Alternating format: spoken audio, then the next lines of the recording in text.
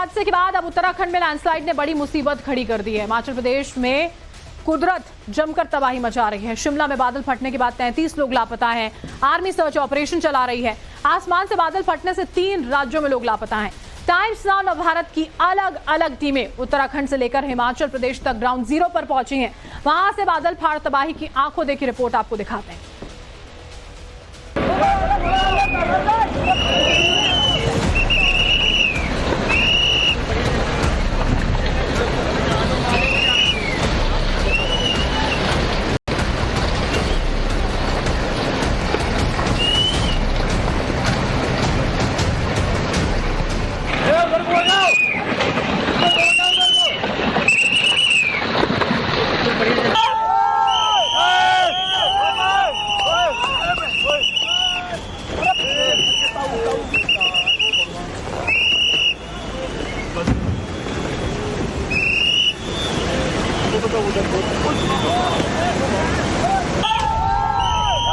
उत्तराखंड में हाहाकार मचा है। पहाड़ खंड खंड हो रहे हैं। दरकते पहाड़ बड़े बड़े पत्थर बरसा रहे हैं। पहाड़ का गुस्सा तबाही बन टूट रहा है। हिमाचल में हंगामा मचा है।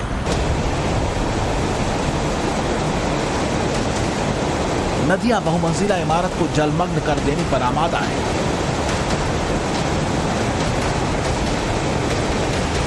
तबाही का मंजर देख लोग सहमे थे। जहां पे एक मैदान जैसी जगह आपको दिखाई दे रही है, वहां से बादल फटा था। वहां पे जो 12 से 15 गांव थे वो वहां पे थे, घर थे, गांव नहीं घर थे। 12 से 15 घर थे जिसमें लोग रहते थे, लेकिन इस समय वो बिल्कुल मैदान का रूप ले चुका है। इतना भयावह ये था मंजर।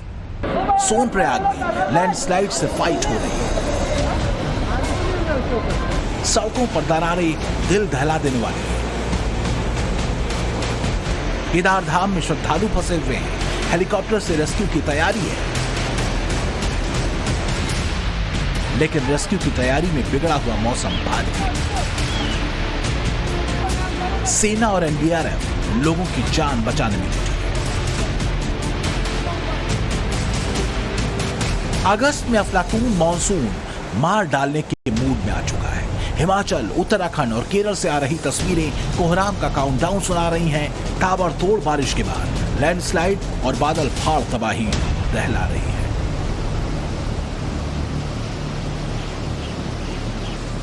वायनाड में लैंडस्लाइड हादसे के बाद अब उत्तराखंड में लैंडस्लाइड ने बड़ी मुसीबत खड़ी कर दी है। केदारनाथ रूट पर फंसे सैकड़ों यात्रियों की तादाद सरकार की चिंता बढ़ा रही है। अगले 48 घंटे भारी बारिश का अलर्ट है। रेस्क्यू के लिए हेलीकॉप्टर तैनात है। एमआई और चिनूक हेलीकॉप्टर से भी रेस्क्यू हो रहा है।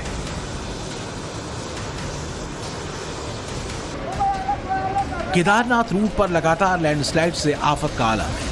रूट में फंसे 1000 यात्रियों के रेस्क्यू में परेशानी आ रही है। केदारनाथ की यात्रा का रूट सोनप्रयाग से शुरू होता है। केदारनाथ आने जाने वाले यात्रियों के लिए बेस कैंप की तरह है सोनप्रयाग। ऐसे में वहां रह रहकर हो रही लैंडस्लाइड चिंता बढ़ा रही है। लैंडस्लाइड के बाद केदारनाथ के रूट पर अभी भी करीब 1000 लोग फंसे हुए हैं।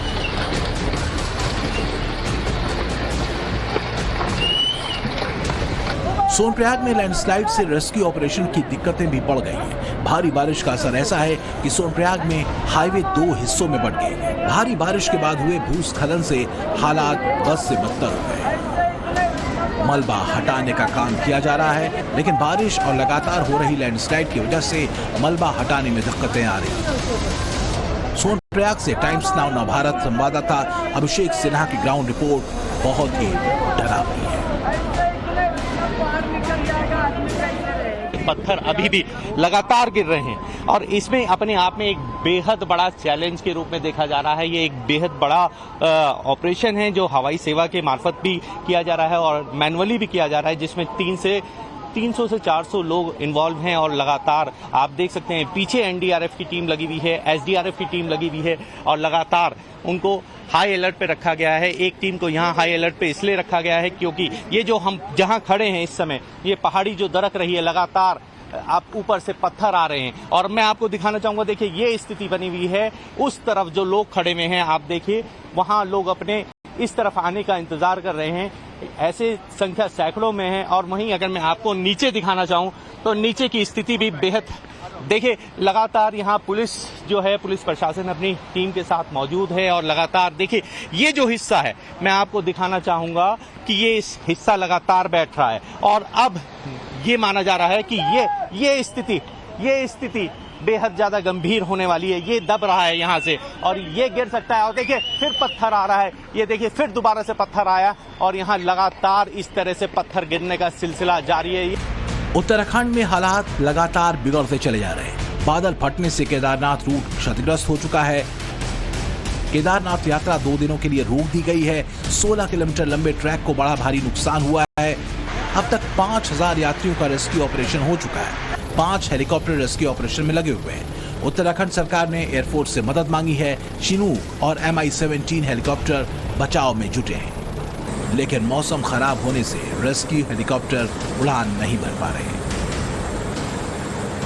मौसम साथ नहीं दे रहा है। ऐसे में गुजर हवाई पट्टी में चिनूक और वायुसेना के MI-17 यहीं पर रह गए हैं। आप हमारे सामने देख सकते हैं, यहाँ चिनूक वायुसेना का हेलीकॉप्टर है, सुबह से यहाँ पर तैयार है और इसको केदारनाथ धाम जाना है। वहाँ से करीब 30 से 40 तीर्थयात्री जो है पर राउंड में लाने हैं, पर लेकिन यहाँ सुबह से ही यहाँ पर है। मौसम साफ होने का इंतजार कर रहा है। जो वायुसेना के जवान हैं वह भी तैनात हैं कि कब मौसम साफ होगा, उसके बाद वह यहाँ से निकल कर केदारनाथ धाम पहुँचेंगे और रेस्क्यू अभियान में जुट पाएंगे। इसके अलावा आप देख रहे होंगे MI-17 का वायुसेना का हेलीकॉप्टर जो यहाँ पर मौजूद है, वह सुबह एक राउंड मार चुका है। इसके बाद से ही मौसम खराब चल रहा है केदारनाथ धाम में, जिस कारण वायुसेना का 17 हेलीकॉप्टर यहीं पर फंस कर रह गया। उत्तराखंड की टिहरी में बर्बादी का भयावह मंजर नजर आ रहा है। टिहरी के भिलंगना ब्लॉक में बादल फटा था। इसमें कई घरों को नुकसान हुआ। घर तो घर, यहाँ एक होटल भी बह गया। इस बादल फाड़ तबाही के बाद 3 लोगों के शव मिले हैं। एक शख्स अभी भी लापता बताया जा रहा है। टाइम्स नाउ नवभारत संवाददाता अभिषेक सिन्हा जब ग्राउंड जीरो पर पहुंचे तो तबाही की कैसी तस्वीरें दिखी, वो देख लीजिए। बद्रीनाथ केदारनाथ को जोड़ने वाला पुल इस समय ढह चुका है। जल प्रलय कल देर रात आता है और अपने साथ पूरी तरह उस पुल को बहा कर ले जाता है। इस समय हम जहां मौजूद हैं, ये एक वैकल्पिक व्यवस्था बनाई गई है प्रशासन के द्वारा।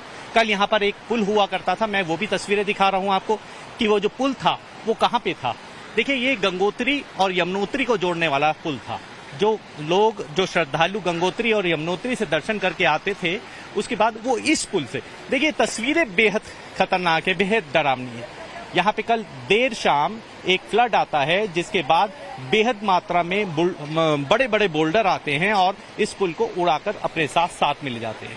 देखिए जो तस्वीरें हैं वे बेहद ज्यादा खतरनाक हैं, बेहद ज्यादा डरावनी हैं। यहाँ पे जो पुल होता था आज वो बिल्कुल पूरी तरह से नेस्तनाबूद हो चुका है।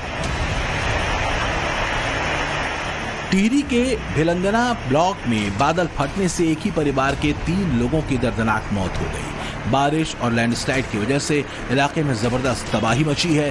खबरों की माने तो नौताड़ इलाके में लैंडस्लाइड के दौरान एक होटल बह गया और इसके मालिक की पत्नी और बेटे समेत मौत हो गई।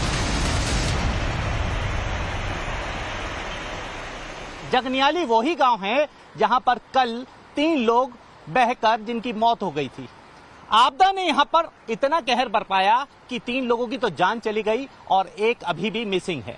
देखिए जो तस्वीरें मैं दिखा रहा हूं वे बेहद खतरनाक हैं और हम जगनियाली में हैं और देखिए किस तरह से यहाँ पे जमीन है पूरी दलदल बन चुकी है, क्योंकि पानी की अधिकता मात्रा आती है और यहाँ पर अपने साथ सब कुछ बहा कर ले जाती है। देखिए ये एक सबसे पहले मैं आपको दिखाऊंगा, ये घर देखिए, ये एक रेस्टोरेंट नुमा घर हुआ करता था। सड़क पे ये रेस्टोरेंट चलाते थे और जब पानी की तेजी आई और बहाव आया, वो पूरे इस रेस्टोरेंट को बहाकर अपने साथ इन 3 लोगों को यहाँ पे ले आया। उत्तराखंड के पड़ोसी राज्य हिमाचल प्रदेश में 5 जगहों पर बादल फटने से बुरा हाल है। बादल फाड़ तबाही की तस्वीरें होश उड़ाने वाली हैं। हालात ये हैं कि एनडीआरएफ और एसडीआरएफ के साथ साथ सेना को भी रेस्क्यू में पूरी ताकत झोंकनी पड़ी है। शिमला के पास रामपुर के समेज में 33 लोग लापता हैं। लापता लोगों में 6 स्कूली छात्र भी शामिल हैं। इनमें से अभी तक किसी का भी पता नहीं चल पाया है। आर्मी सर्च ऑपरेशन चला रही है। मुख्यमंत्री सुखविंदर सिंह सुक्खू समेज में पहुंचे। मुख्यमंत्री ने एनडीआरएफ टीम से रिपोर्ट ली है। प्रभावित ग्रीन को हाइड्रो पावर प्रोजेक्ट का निरीक्षण किया है। शिमला के समेज में जहां बादल फटा, वहां ग्राउंड जीरो पर टाइम्स नाउ नवभारत संवाददाता अमनदीप दीक्षित पहुंचे हैं। उनकी इस ग्राउंड रिपोर्ट को देखकर तबाही का अंदाजा लगाया जा रहा है। मैदान जैसी जगह जो आप देख रहे हैं, ये पहले मैदान नहीं थी। ये यहाँ पे कम से कम 15 घर होते थे। गांव वाले यहाँ पे रहते थे, समेत गांव के लोग यहाँ पे रहते थे। लेकिन कल रात जब ये बादल फटा, बादल फटने के बाद जो है सारे के सारे घर बह गए। 36 लोग जो हैं वो इस सारे बाढ़ में बह गए। और पानी जो नीचे आप देख सकते हैं कि पत्थर और पानी की रफ्तार, ये बादल फटने के बाद जो खड्ड है वो खड्ड से पानी आता है और इस तरफ बहा के ले जाता है। दरअसल बुधवार को रामपुर के समेज खड्ड में अचानक बाढ़ आ गई थी। इसमें स्कूल बिल्डिंग बह गई। स्कूल की इमारत के साथ ही बच्चे भी बह गए। 6 स्टूडेंट्स अभी भी लापता हैं। वहां आर्मी सर्च ऑपरेशन चला रही है। 33 लोग मिसिंग हैं, उनको ढूंढने के लिए लगातार लगे हुए। ये तस्वीर आप देख सकते हैं।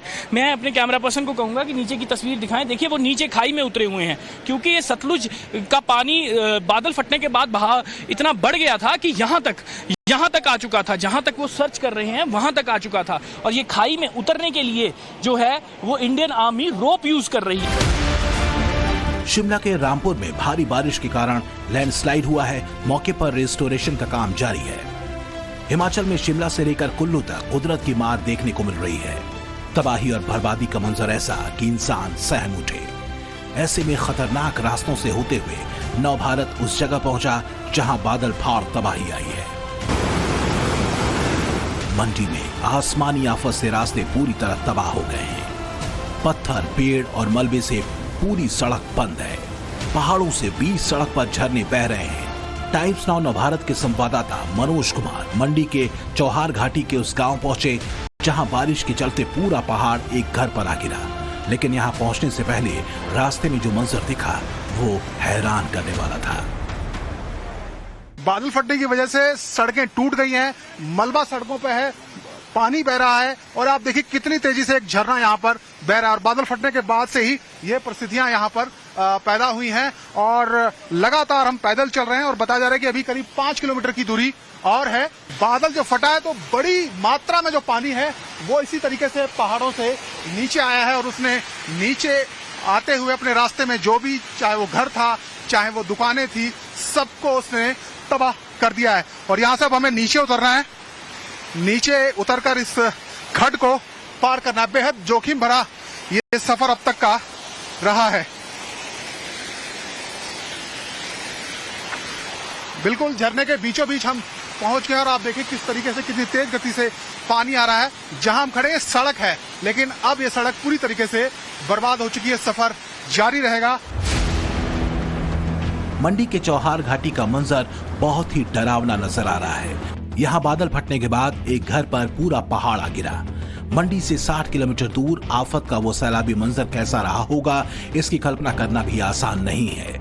नवभारत संवाददाता मनोज कुमार जब ग्राउंड जीरो पर पहुंचे तो तबाही के निशान साफ साफ नजर आ रहे थे। राजबन गांव के कई घर मलबे में तबाह हो चुके हैं। इस वक्त हम जिस घर में खड़े हैं ये पूरी तरीके से बर्बाद हो चुका है। आप देखिए किस तरीके से जो मलबा है वो इस घर के ऊपर आकर गिरा है। रात तकरीबन 11 बजे से बारिश शुरू हुई थी और बारिश बहुत तेज हुई। उसके बाद बादल फटा और सुबह के वक्त बताया जा रहा है 4 साढ़े 4 बजे बादल फटा था।